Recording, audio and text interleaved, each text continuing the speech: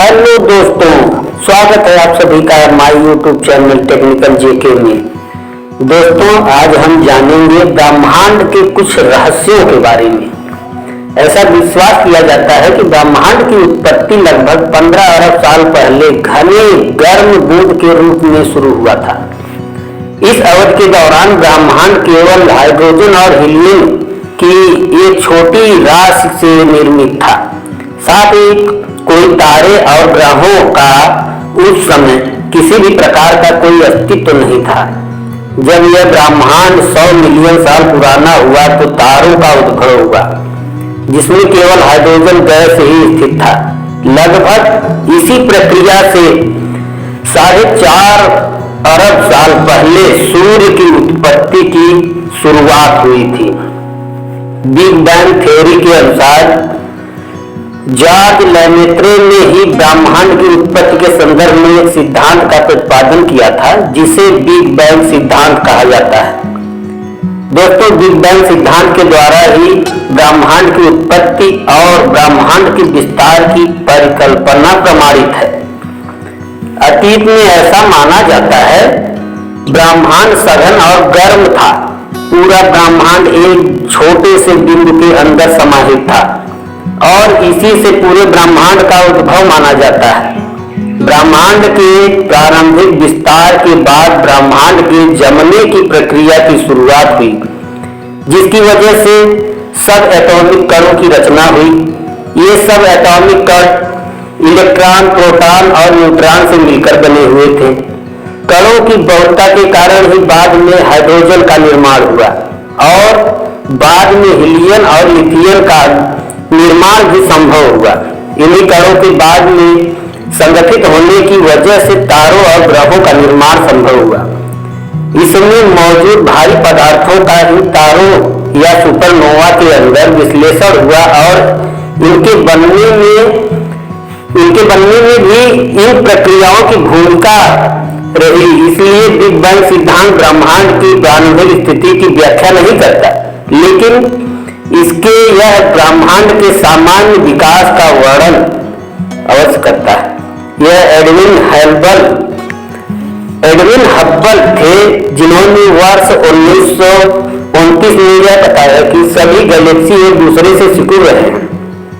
उन्होंने इस बात को भी बताया कि दूरस्थ की आकाशगंगाओं के मध्य आपसी संबंध होता है और वे रेडशिफ्ट के माध्यम से एक दूसरे से संबंधित होती हैं। यद्यपि ब्रह्मांड की उत्पत्ति के संदर्भ में दो सिद्धांत, बिग बैंग सिद्धांत और स्टेडी स्टेट थ्योरी मौजूद थे, लेकिन वर्ष 1964 में कॉस्मिक माइक्रोवेव पृष्ठभूमि विकिरण की खोज के साथ ही बिग बैंग सिद्धांत की पुष्टि की गई थी। 1992 में कॉस्मिक बैकग्राउंड एक्सप्लोरर के लॉन्चिंग के बाद यह पता चला कि ब्रह्मांड की उत्पत्ति के प्रथम अवधि में ही इसकी कुल ऊर्जा का 99.7% ऊर्जा उन्मुक्त हो चुका था। इससे यह प्रमाणित होता है कि ब्रह्मांड की उत्पत्ति सिर्फ एक विस्फोट का परिणाम थी, जिसकी वजह से इसका नाम बिग बैंग पड़ा। और इस विस्फोट होने वाले पदार्थ का घनत्व, तापमान और भार काफी अधिक था। यह तथ्य बिग बैंग सिद्धांत की पुष्टि करता है।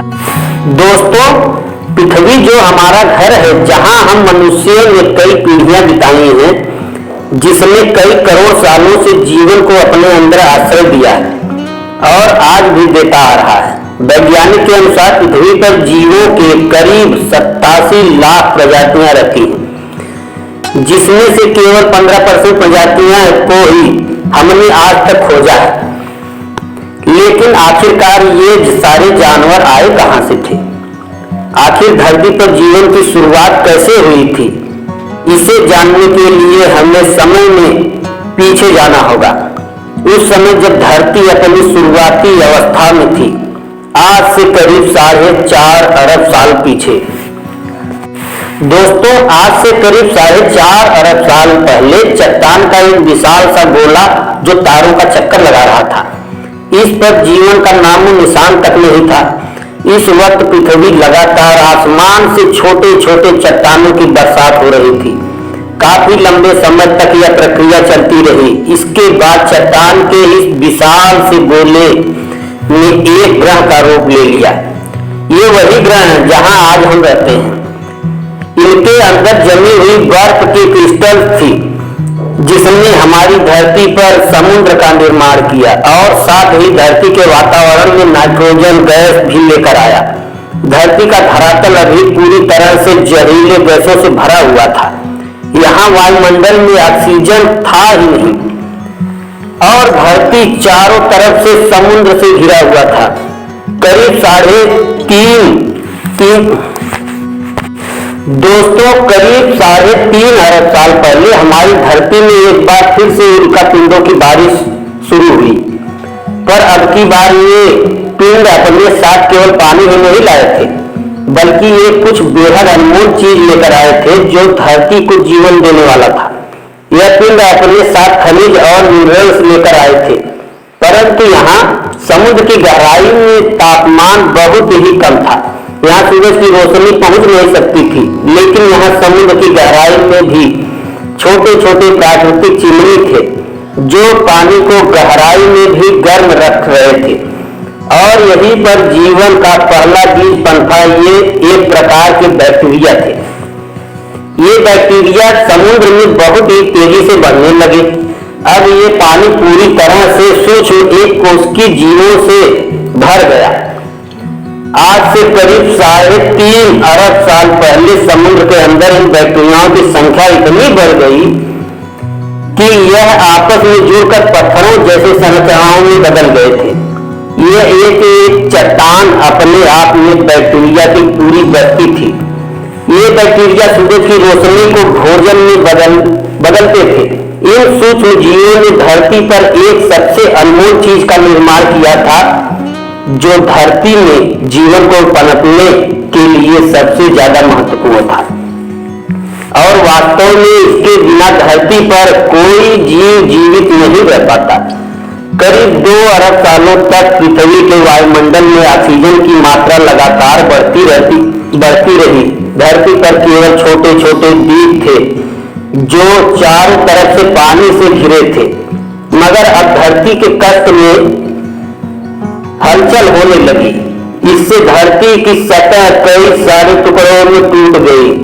इस वक्त धरती का तापमान 30 डिग्री सेल्सियस और धरती का एक दिन 18 घंटों का था। मगर अब समय के साथ यहाँ परिस्थितियां बदलने वाली थी। आज से करीब 75 करोड़ साल पहले धरती की रूपरेखा बदल रही थी। अब धरती इन कार्बन डाइऑक्साइड के घने बादलों से घिरा हुआ था। इन बादलों से लगातार अम्लीय वर्षा होने लगे जो इस बारिश के पानी के साथ बरस रहे थे। इससे वायुमंडल में कार्बन डाइऑक्साइड की मात्रा में भारी कमी हो गई और अब धरती का वायुमंडल सूरज की गर्मी को रोकने के काबिल नहीं रह सका। इससे धरती का तापमान बहुत ही तेजी से कम होने लगा। समय के साथ साथ वायुमंडल में कार्बन डाइऑक्साइड की मात्रा से फिर से बढ़ने लगी और पृथ्वी का तापमान फिर से बढ़ने लगा। इससे धरती पर जमा बर्फ धीरे धीरे पूरी तरह से गलने लगा और पृथ्वी फिर से सामान्य रूप में आने लगी। आज से करीब 54 करोड़ साल पहले अब वे एक कोशिकीय जीव कई अन्य रूपों में विकसित हो चुके थे। ये सब कॉम्प्लेक्स मल्टीसेलुलर के नए प्रजाति थे जो कि एक कोशिकीय सूक्ष्म जीव से विकसित हुए थे दोस्तों। लेकिन इन्होंने अपने शरीर में कुछ बेहद ही खास विकसित कर लिया था जो आगे चलकर हमारे शरीर का एक महत्वपूर्ण अंग बनने वाला था। ये पहले जीव थे जिनके पास रीढ़ की हड्डी थी। आज से करीब 46 करोड़ साल पहले अब धरती पर कुछ हद तक जानी पहचानी हो गई थी। यहाँ जमीन पर रहने वाले जीव नहीं आए थे। समुद्र में रहने वाली मछली टिकटैली जिसने पहली बार समुद्र से बाहर आने का निर्णय लिया, इसने अपने फैंस का इस्तेमाल पैरों के रूप में किया और समय के साथ ये जमीन पर ज्यादा देर तक रहने लगा।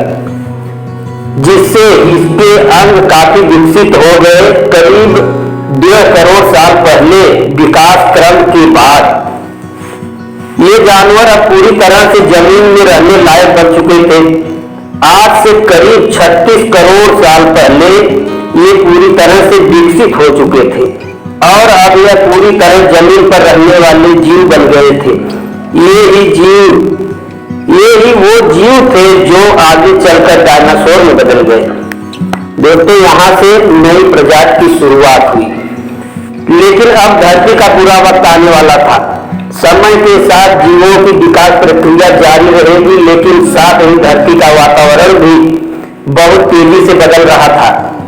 एक बार फिर से ज्वालामुखी विस्फोट के कारण धरती का तापमान बहुत ही बढ़ गया। इससे धरती पर बहुत बड़ा अकाल पड़ गया। इस अकाल में लगभग सारे पेड़ सूख गए और धरती पर जीवों के कुल 95% आबादी साफ हो गई।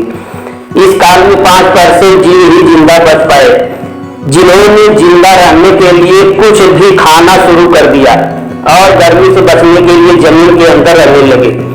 और धरती पर जो 5% जीव बच पाए थे वे अब विकसित हो चुके थे और एक बिल्कुल नए प्रजाति का जन्म हुआ था जो आने वाले समय में धरती पर अपना शासन चलाने वाला था। वे थे डायनासोर। डायनासोर असल में उन्हीं 5% रेंगने वाले जीवों से विकसित हुए थे जो उस अकाल में खुद को किसी प्रकार से बचा पाए थे। कुछ डायनासोर बहुत ही शांत स्वभाव के थे तो कुछ बहुत ही हिंसक थे। डायनासोर ने भी काफी लंबे समय तक धरती पर राज किया। करीब 11 करोड़ साल तक ये धरती पर फल फूल रहे थे, पर इसके बाद क्या हुआ? सारे डायनासोर कहाँ लुप्त हो गए और इंसान कहाँ चले आए, ये हम जानेंगे अगले वीडियो में। तब तक के लिए धन्यवाद।